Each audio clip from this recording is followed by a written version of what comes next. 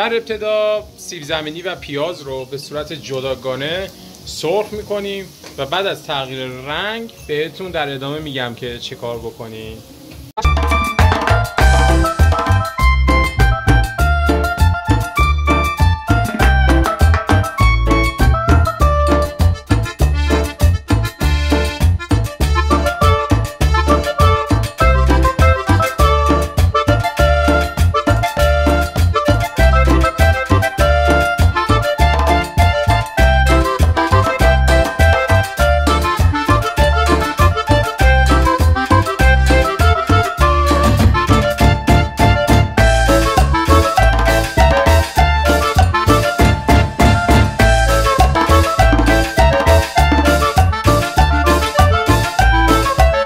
چی در اومد؟